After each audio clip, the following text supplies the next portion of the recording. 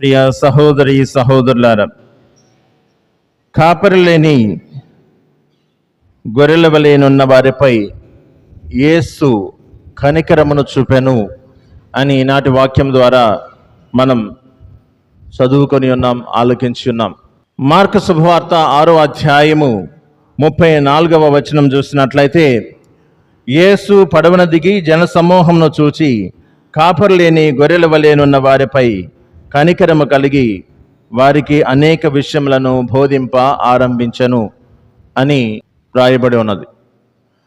అదే విషయాన్ని మత్తయి శుభవార్తలో చూసినట్లయితే 9వ అధ్యాయము 36వ వాక్యములో, నిస్సహాయులై బాధలలో మ్రగ్గుచు కాపరి లేని గొర్రెల వలె చెదరి ఉన్న జనసమూహంను చూచి ఆ కరుణామయుని కడుపు తరుగుకొని పోయెను అని వాక్యం పలుకుతూ ఉంది. ఈ రెండు, మార్కు శుభవార్త మరియు మత్తయి శుభవార్త, ఈ రెండు సువార్తల్లో కూడా కాపరి లేని గొర్రెల వలె ఉన్నటువంటి, చెదరిపోయి ఉన్నటువంటి మరియు నిస్సహాయ స్థితిలో ఉన్నటువంటి, దిక్తోచని స్థితిలో ఉన్నటువంటి జన సమూహాన్ని చూచి ప్రభు యొక్క హృదయము తన యొక్క కనికరముతోనూ జాలితోనూ ప్రేమతోనూ పెళ్ళిబుకినది, వారిపై కారుణ్యాన్ని చూపించారు అన్నటువంటి విషయాన్ని మనం ఈ యొక్క వాక్యం ద్వారా తెలుసుకుంటూ ఉన్నాం. మరి కాపరి లేని గొర్రెలపై ప్రభు అయినటువంటి క్రీస్తు ఒక గొప్ప కాపరిగా తన కనికరాన్ని, తన యొక్క ప్రేమను, తన యొక్క ఆదరణను చూపిస్తూ ఉన్నాడు. అంటే గొర్రె యొక్క స్వభావం ఏమిటి? ఒక్కసారి ఆత్మ పరిశీలన చేయండి. గొర్రె యొక్క స్వభావం, గొర్రెకు ఎప్పుడు కూడా ఒక మార్గదర్శకం కావాలి, దారి చూపేటువంటి వాడు కావాలి. మనం చూస్తూ ఉన్నాం కదా, అనేక మంది గొర్రెల మందలు చూస్తూ ఉంటాం మనం యొక్క ప్రతినిత్య జీవితంలో. వాటి ముందు ఒకడు వెనకొకడు ఉంటూనే ఉంటాడు సర్వసాధారణంగా. కారణం ఏమిటంటే వాటికి మార్గం చూపేటువంటి వాడు ఎప్పుడు కూడా వాటికి తోడుగా ఉండవలసిందే. అవి ఎప్పుడు కూడా రక్షణ కోసం ఎదురు చూస్తూ ఉంటాయి, లేదా కనీసం ప్రతిదినం కావాల్సినటువంటి ఆ యొక్క ఆహారం, ఆకులు, అలములు, వీటన్నిటిని కూడా అందించేటువంటి వాడు వాటికి కావలసినటువంటి అవసరత ఉన్నది. మరియు కాపుదల కోసం ఎదురు చూస్తూ ఉంటాయి. కానీ ఒక్క క్షణం ఆ కాపరి అక్కడ లేకపోతే అవి విడిపోతూ ఉంటాయి, చెదరిపోతూ ఉంటాయి. అందువలన గొర్రెలు చాలా చాలా సులభంగా దారి తప్పగలవు. ప్రియ సహోదరి సహోదరులారా, ఆ దారి తప్పేటువంటి ఆ సమయంలో అనేకమైనటువంటి ప్రమాదాలకు గురి అవుతూ ఉంటాయి. అనేకమైనటువంటి క్రూర మృగాలు వాటిని వెంటాడుతూ ఉంటాయి. అవన్నీ కూడా ఒక విధమైనటువంటి నిస్సహాయమైనటువంటి స్థితిలోనికి నెట్టబడుతూ ఉంటాయి, చెల్లాచెదరైపోతూ ఉంటాయి. ఇవన్నీ కూడా ఈ యొక్క గొర్రెల యొక్క స్వభావం. మరి తరచుగా బైబిల్ గ్రంథంలో చూసినట్లయితే మనల్ని అందరినీ కూడా దేంతో పోలుస్తూ ఉంటారు? గొర్రెలతో పోలుస్తూ ఉంటారు. అనగా వాటి యొక్క స్వభావానికి మన యొక్క స్వభావానికి చాలా చాలా దగ్గర సంబంధం ఉన్నదనే కదా అర్థం. సాక్షాత్తు ప్రభువు కూడా అదే మాట పలుకుతూ ఉన్నాడు, కాపరు లేని గొర్రెల మందలే ఉన్నటువంటి వీరిని చూసి నా యొక్క హృదయం తరుగుకుని పోయెను అని చెప్పి. అంటే సాక్షాత్ ప్రభు యొక్క దృష్టిలో కూడా మన యొక్క స్వభావము ఎటువంటి స్వభావం అంటే గొర్రెలతో పోలినటువంటి స్వభావముగా ఎంచబడుతూ ఉన్నది. మరి గొర్రెల యొక్క స్వభావం మనం విన్నాం, అవి చెదిరిపోతూ ఉంటాయి, విడిపోతూ ఉంటాయి, అవి ఎప్పుడు కూడా ప్రమాదాలకు గురి అవుతూ ఉంటాయి, ఎవరో ఒకరు కాపుదల కాయాలి అని చెప్పేసి కోరుకుంటూ ఉంటాయి, వాటికి రక్షణ కోసం ఎదురు చూస్తూ ఉంటాయి. ఆ తర్వాత చాలా చాలా త్వరగా, అతి త్వరగా సమస్యలలోనికి చిక్కుకొని పోతూ ఉంటాయి. ఆ చిక్కులలో నుంచి, ఆ ఎడబాటుతనము నుంచి, వక్ర మార్గము నుంచి వాటన్నిటిని కూడా సవ్యంగా సక్రమమైనటువంటి మార్గంలో నడిపించడానికి వాటికి ఒక కాపరి అనేటువంటి వాడు అవసరం. కాబట్టి ఇదంతా కూడా గొర్రెల యొక్క స్వభావం. ఒకసారి మన యొక్క స్వభావం వైపు చూడండి. నేను కూడా చెల్లా చెదరైపోతూ ఉంటానా? నేను కూడా దారి తప్పుతూ ఉంటానా? నేను కూడా త్వరగా చిక్కులలోకి కూరుకొని పోతూ ఉంటానా? లేదా నేను కూడా నిస్సహాయం అనేటువంటి స్థితిలోనికి నన్ను నేను నెట్టుకుంటూ ఉంటానా? ఒకసారి ఆత్మ పరిశీలన చేసుకోండి.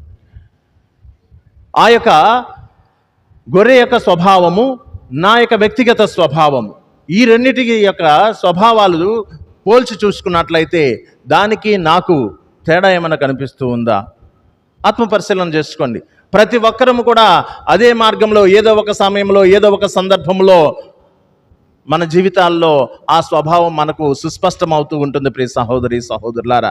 కారణం ఏమిటంటే మన యొక్క స్వభావం గొర్రెల యొక్క స్వభావానికి చాలా చాలా దగ్గరగా ఉంటుంది.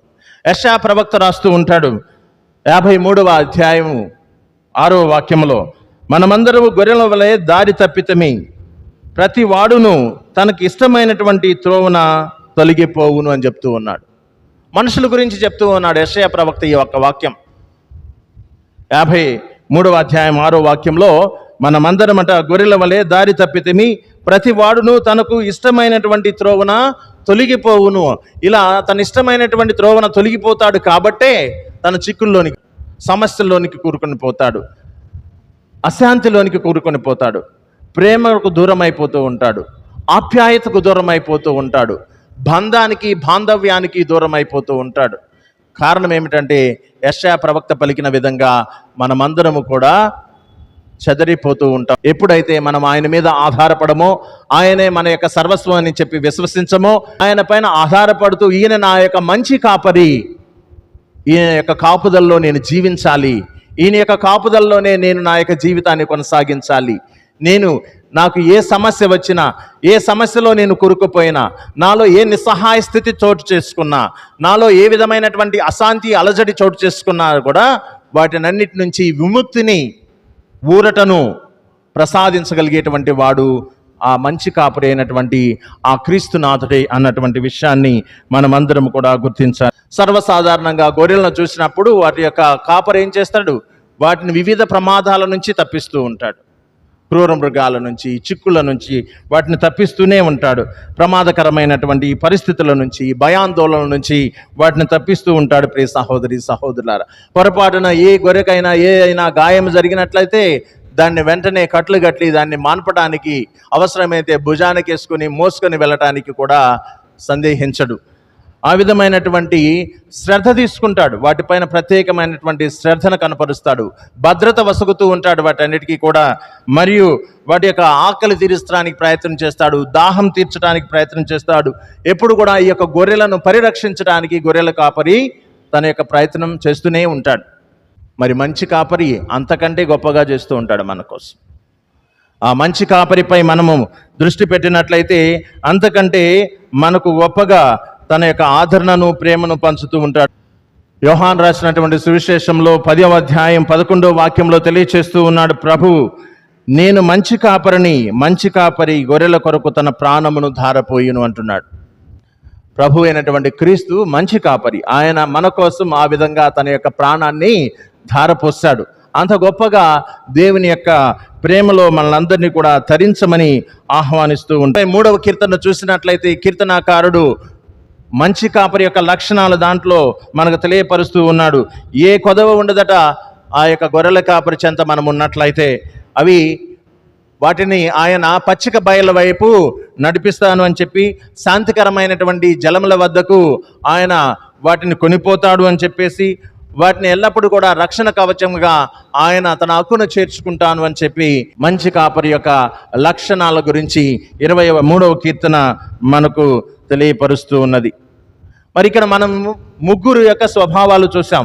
ఒకటి గొర్రెల యొక్క స్వభావం చూసాం, రెండవది గొర్రెలను పోలి ఉన్నటువంటి మనుషుల యొక్క స్వభావాన్ని చూసాం, మూడవది గొర్రెల కాపరి యొక్క స్వభావము మరియు తండ్రి ప్రభు అయినటువంటి క్రీస్తునాథుని యొక్క మంచి కాపరి యొక్క స్వభావాన్ని మనం గుర్తుంచుకున్నాం మరియు చూస్తున్నాం. ఈ విధమైనటువంటి మంచి కాపరి యొక్క సన్నిధిలో మనం ఉన్నట్లయితే మనం ఎల్లప్పుడూ కూడా చల్లగానే ఉంటాం.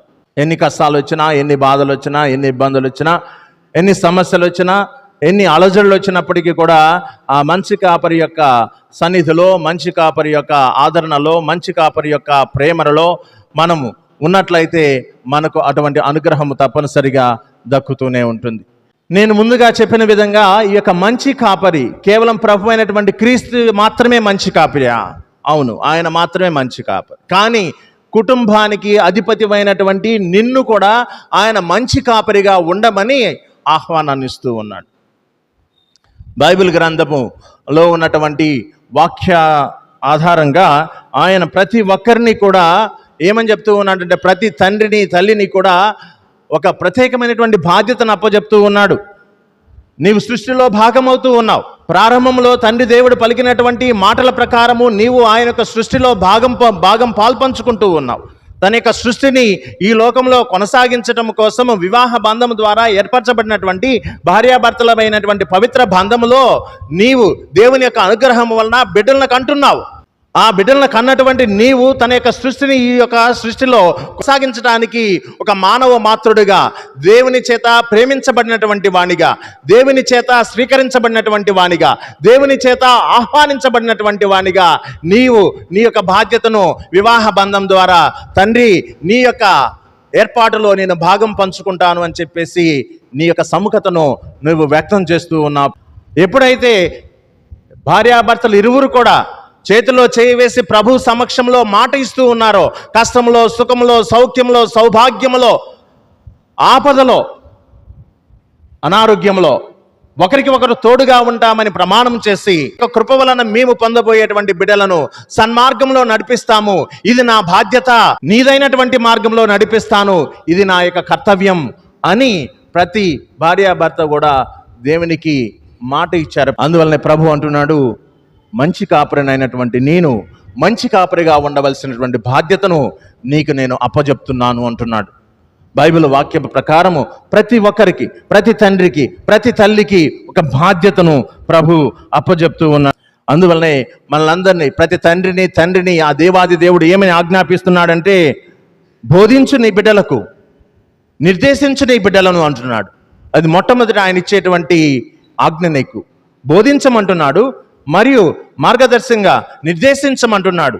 ఏమని చెప్తూ ఉన్నాడంటే, సామెతల గ్రంథం 23వ అధ్యాయము 6వ వాక్యంలో, బాలునికి తాను నడవవలసినటువంటి మార్గమును గురించి బోధించినచో పెరిగి పెద్దవాడైన పిదప కూడా ఆ త్రోవను విడనాడడు అని చెప్తూ ఉన్నాడు.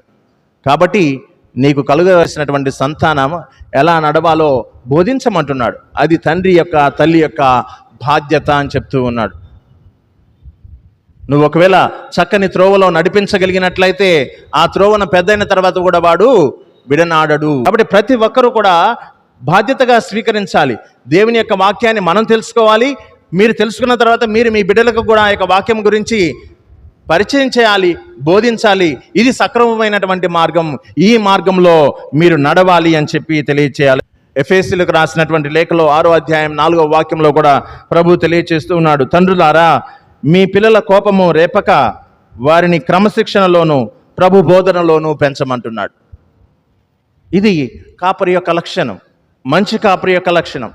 ఒక తల్లిగా, తండ్రిగా నీ కుటుంబానికి నీవే మంచి కాపరిగా ఉంటూ నీవు పాటించవలసినటువంటి నియమము, నిబంధన నీ బిడ్డలకు నేర్పించవలసినటువంటి క్రమశిక్షణలో ప్రభు యొక్క బోధనలో నడిపించమంటున్నాడు. ఆత్మ పరిశీలన చేసుకో.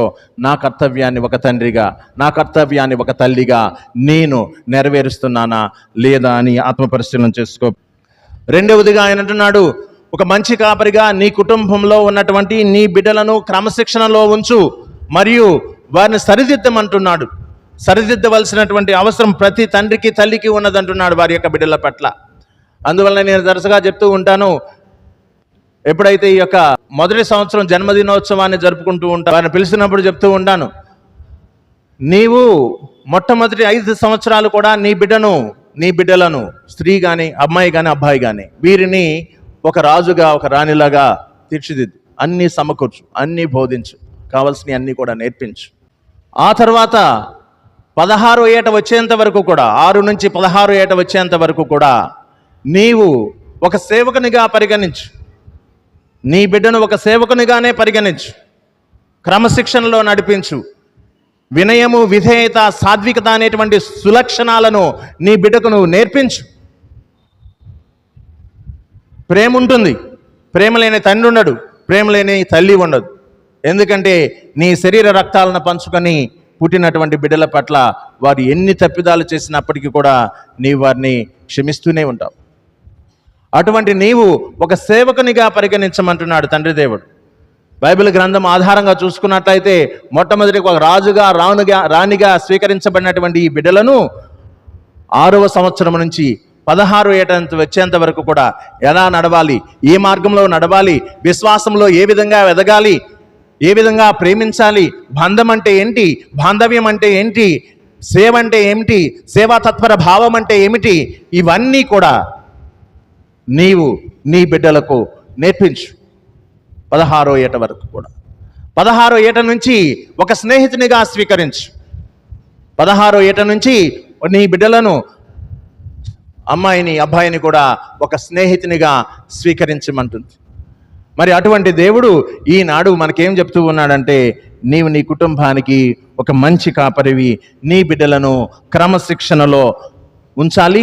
సరిదిద్దవలసినటువంటి అవసరత ఏర్పడినప్పుడు వారిని సరిదిద్దాలి అని చెప్పి సామెతలకు రాసినటువంటి సామెతల గ్రంథంలో 13వ అధ్యాయము 24వ వచనంలో తెలియజేస్తూ ఉన్నాడు.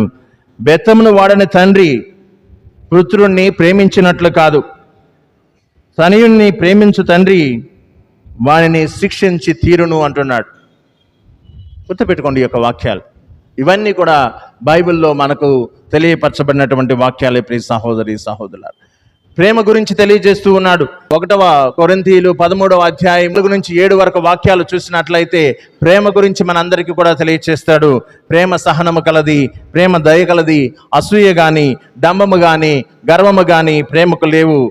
అమర్యాద గాని, స్వార్థపరత్వము గాని, కోప స్వభావము గాని ప్రేమకు ఉండవు.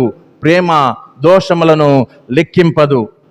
ప్రేమ కీడునందు ఆనందింపదు, సత్యమునందే అది ఆనందించును. ప్రేమ సమస్తమును భరించును, సమస్తమును విశ్వసించును, సమస్తమును ఆశించును, సమస్తమును సహించును అని చెప్పి పునీత పౌలు కొరింథీయులకు రాసినటువంటి మొదటి లేఖలో ప్రేమ యొక్క గొప్పతనాన్ని తెలియజేస్తూ ఉన్నాడు. మరి ఒకసారి ఆత్మపరిశీలన చేసుకో. ఇవన్నీ కూడా నీ బిడ్డల యందు నువ్వు ప్రదర్శిస్తావా లేదా? తప్పనిసరిగా ప్రదర్శిస్తావు, భరిస్తావు, సహిస్తావు. వారు ఏదో పని చేసినప్పటికీ కూడా ఏం చేస్తావు? సహిస్తావు. అవసరమైతే అది తప్పని తెలిసినా కూడా నా కుమారుడు నా కుమార్తె తప్పు చేయలేదే అని చెప్పేసి నీవు ముందు వాడిని నిలదీస్తావు. నీకు తెలుసు, నీ అంతరాత్మ చెప్తూ ఉన్నది, నీ మనసు చెప్తూ ఉన్నది, నా కుమారుడు చేసింది తప్పే, నా కుమార్తె చేసింది తప్పే అని తెలిసినప్పటికీ కూడా అవసరం వస్తే ఆ తప్పిదాన్ని కప్పిపుచ్చి, ఆ తప్పిదాన్ని నువ్వు సహించి, ఆ తప్పిదాన్ని నువ్వు భరించి నీవు పోరాడతావు. నీ బిడ్డల పక్షాన నువ్వు పోరాడతావు. ప్రేమ అంత గొప్పది అని చెప్పి ఆయన చెప్తూ ఉన్నాడు పునీత పౌలు. కాబట్టి ప్రతి తండ్రి తల్లి కూడా బిడ్డలను క్రమశిక్షణలో నడిపించాలి మరియు సరిదిద్దవలసినటువంటి అవసరము ఉన్నది. ప్రేమతో ఈ పని చేయాలి అని చెప్పేసి ఆ ప్రభు మనకు తెలియజేస్తూ ఉన్నాడు. ప్రియ సహోదరి సహోదరులారా, మరి అదేవిధంగా ప్రతి తల్లి తండ్రి కూడా తన యొక్క బిడ్డలకు రక్షణను కల్పించాలి. ప్రతి తల్లి తండ్రి కూడా ఒక మంచి కాపరిగా వారికి కావలసినదంతా కూడా సమకూర్చాలి అని చెప్పి కీర్తనాకారుడు 127వ కీర్తనలో 3వ వాక్యంలో తెలియజేస్తూ ఉన్నాడు. పుత్రుడు ప్రభు ఇచ్చేటువంటి వరాలు, తనయులు దేవుని యొక్క బహుమానాలు అని చెప్తూ ఉన్నాడు. దేవుడు నీకు ఇచ్చినటువంటి బహుమానం నీ బిడ్డలు, దేవుడు నీకు ఇచ్చినటువంటి వరాలు నీ బిడ్డలు. జీవితం అనేటువంటిది ఒక పవిత్రమైనటువంటిది, జీవితం అనేటువంటిది దేవుడిచ్చినటువంటి ఒక అత్యద్భుతమైనటువంటి వరం. దాన్ని సక్రమమైనటువంటి మార్గంలో, సవ్యమైనటువంటి మార్గంలో నడిపించేటువంటి బాధ్యతను వివాహ బంధం ద్వారా భార్యాభర్తలకు ఇచ్చాడు ఆ భగవంతుడు. అనగా ఒక మంచి కాపరిగా నీ కుటుంబాన్ని నువ్వు పోషించు, ఒక మంచి కాపరిగా నీ బిడ్డలను సక్రమమైనటువంటి మార్గంలో నడిపించమని చెప్పి తెలియచేస్తూ ఉన్నాడు. ఆ ప్రభు అంటున్నాడు, మంచి కాపరిగా ప్రార్థన మరియు ఆధ్యాత్మికమైనటువంటి మార్గదర్శకంలో నీ బిడ్డలను నడిపించమంటున్నాడు. ప్రార్థనతోనూ నడిపించాలి, ఇంకా వారికి ఒక మార్గదర్శకమై మీరు జీవించాలి అని చెప్పేసి ఆ ప్రభు తెలియచేస్తూ ఉన్నాడు. ద్వితీయోపదేశ కాండంలో 6వ అధ్యాయము 6-7 వాక్యాలు చదివినట్లయితే అక్కడ మనకు చాలా సుస్పష్టం చేస్తూ ఉన్నాడు. నేడు నేను మీకు ఉపదేశించిన ఆజ్ఞలను ఏనాడునో విస్మరింపకుడు అంటున్నాడు. తల్లులారా, తండ్రులారా, నేను మీకు అనేకమైనటువంటి వాటిని ఉపదేశిస్తున్నాను, వీటిని ఎప్పుడు కూడా మీరు విస్మరించకండి. విస్మరించినట్లయితే నీకు నీ కుటుంబానికి అవి అనర్థాన్ని తీసుకొస్తాయి. కాబట్టి విస్మరించకు. 7వ వాక్యంలో తెలియజేస్తున్నాడు, వీటిని మీ పిల్లలకు బోధింపుడు. మీరు ఇంటనున్నను బయటనున్నను విశ్రాంతి తీసుకొనుచున్నను లేచినప్పుడును వాటి గురించి నీ బిడ్డలతో ముచ్చటించుడు అని చెప్తూ ఉన్నాడు. అంత గొప్ప బాధ్యతను, మంచి కాపరిగా ఉండవలసినటువంటి బాధ్యతను ఆ తండ్రి దేవుడు ప్రతి కుటుంబానికి, ప్రతి ఒక్క తల్లిదండ్రికి ఆయన ఇస్తూ ఉన్నాడు. కాబట్టి ప్రతి ఒక్కరు కూడా, ఇక్కడ ఉన్నటువంటి వారందరూ కూడా, మరియు మన యొక్క విశ్వాసులందరూ కూడా మంచి కాపరిగా కుటుంబాన్ని నడిపించండి. ప్రభు అయినటువంటి దేవుడు మన మంచి కాపరి. మనం విశ్వసిస్తూ ఉన్నాం, నమ్ముతూ ఉన్నాం. అనాది కాలము గురించి మనం చర్చించుకుంటూనే ఉన్నాం. ఆయన మన మంచి కాపరని. ఈనాడు ప్రభు ఏం చెప్తున్నాడు? నువ్వు కూడా మంచి కాపరివే. నువ్వు నన్ను విశ్వసించి కదా నా సంఘంలోనికి వస్తుంది, నన్ను విశ్వసించి కదా నన్ను అనుసరిస్తూ ఉన్నది, నన్ను విశ్వసించి కదా నా మార్గంలో నువ్వు పయనిస్తూ ఉన్నది. అటువంటి నీవు కూడా మంచి కాపరివే. నీకు నేను 2 బిడ్డలను ఇచ్చాను, 3 బిడ్డలను ఇచ్చాను, 6 ఇచ్చుంటాను, 10 మందిని ఇచ్చుంటాను. నీవు మోయగలవు, బాధ్యతను నెరవేర్చగలవు. నువ్వు ఆ బాధ్యతను స్వీకరించాలి. ఆ బాధ్యతను స్వీకరించి వారందరినీ కూడా సన్మార్గంలో నడిపించాలి అని చెప్పి తెలియచేస్తూ ఉన్నది. మన దగ్గర ఉన్నటువంటి బిడ్డలు కొంతమంది ఎంత ప్రేమించినా, ఎంత ఆదరించినా వారి మార్గంలో వారు నడుస్తూ ఉంటారు కదా. ఒక వయసు వచ్చిన తర్వాత, ఇందాక చెప్పాను, 16వ ఏట వచ్చిన తర్వాత వారిని స్నేహితుడిగా భావించమని. స్నేహితుడిగా భావించిన తక్షణమే వారికి రెక్కలు వచ్చేస్తూ ఉంటాయి. ఎవరిష్టం ఇచ్చినట్టు వాళ్ళు భావిస్తూనే ఉంటారు. ఎవరిష్టం ఇచ్చినటువంటి మార్గంలో వారు నడుస్తూనే ఉంటారు. మీరందరూ యువకులందరూ ఇక్కడ 10th క్లాస్ అయిపోతుంది, కొంతమంది 9th క్లాస్ చదువుతున్నారు, కొంతమంది ఇంటర్మీడియట్ చదువుతున్నారు, కొంతమంది డిగ్రీ చదువుతున్నారు, కొంతమంది బీటెక్ చదువుతున్నారు, వివిధ స్థాయిల్లో ఉన్నారు. గుర్తించండి, మీ నాన్నలు, మీ అమ్మలు వాళ్ళ యొక్క జీతాన్నే కాదు, జీవితాన్ని కూడా మీకోసం త్యాగం చేస్తున్నారు. జీతాన్నే కాదు, జీవితాన్ని కూడా మీకోసం త్యాగం చేస్తూ ఉన్నారు. ప్రతి ఒక్కరు గమనించండి. బంధం, బాంధవ్యం, ప్రేమ, వాత్సల్యం ఇవన్నీ విలువలతో కూడినటువంటిది. ఆ బంధాన్ని ఎల్లప్పుడూ కూడా పదిలంగా ఉంచుకుంటూ ఆ బంధంలో బిడ్డలందరూ కూడా పెరగాలి, సోదరభావం పెంపొందించుకోవాలి, ఐక్యంగా ఉండాలి. నా కుటుంబం ఎప్పుడు కూడా దారిన పడకూడదు, నా కుటుంబం ఎప్పుడు కూడా నవ్వుల పాలు కాకూడదు, ఉన్న దాంట్లోనే నేను సర్దుకోవాలి. నాకు దేవుడిచ్చినటువంటి శక్తి మేరకు నా కుటుంబాన్ని నేను సక్రమమైనటువంటి మార్గంలో నేను నడిపించుకోవాలి అని చెప్పి తల్లి, తండ్రి నీకు తెలియకుండా, నీకు తెలియపరచకుండా అనేక మార్లు అనేక విధమైనటువంటి చర్చలు చర్చించుకొని కుటుంబాన్ని సక్రమమైనటువంటి మార్గంలో నడిపించడానికి ప్రయాసపడుతూ ఉంటారు. వారి యొక్క కష్టము, వారు పడుతున్నటువంటి బాధ, వారు పడుతున్నటువంటి వేదన, నీకోసం చేస్తున్నటువంటి త్యాగము బహుశా అప్పుడప్పుడు మనకు జ్ఞాపకానికి రాదు, మనం చూడం. ప్రియ సహోదరి సహోదరులారా, కొంతమంది ప్రబుద్ధులైతే పోషించలేనాడు ఎందుకన్నాడు? ఇటువంటి విధవ ప్రశ్నలు కూడా ఇస్తూ ఉంటారు. చిన్నప్పటి నుంచి కూడా సక్రమమైనటువంటి మార్గంలో నడిపిస్తే అటువంటి ప్రశ్నలు మనకు ఎదురుపడవు. మంచి కాపరిగా నీ బిడ్డలను పోషిస్తూ సన్మార్గంలో నడిపిస్తే చివరికి అటువంటి ప్రశ్నలు మనకు ఎదురుపడవు. కాబట్టి తల్లిదండ్రులుగా ఒక మంచి కాపరిగా నీ కుటుంబాన్ని నువ్వు తీర్చిదిద్దు. ఆ మంచి కాపరి అయినటువంటి ఆ యేసు మీద ఆధారపడు. బిడ్డలు, తల్లిదండ్రులు మీకోసం చేసేటువంటి త్యాగాలను, చేస్తున్నటువంటి ఆ యొక్క శ్రమను గుర్తిస్తూ వారు మేము అందరినీ కూడా ఎంతగానో ప్రేమిస్తున్నారని, ఎంతగానో ఆదరిస్తున్నారని, ఉన్న దానిలో మీ అందరికీ కూడా చక్కని హుందాకరమైనటువంటి జీవితాన్ని ప్రసాదించడానికి ప్రతి తల్లి, తండ్రి కూడా నిరంతరము ప్రయాసపడతారని గ్రహిస్తూ ఆ మంచి కాపరి యొక్క దీవెన, మంచి కాపరి యొక్క ఆశీర్వాదము, అనుగ్రహము మనందరి పైన నిరంతరము ఉండాలని ప్రార్థించుకుంటూ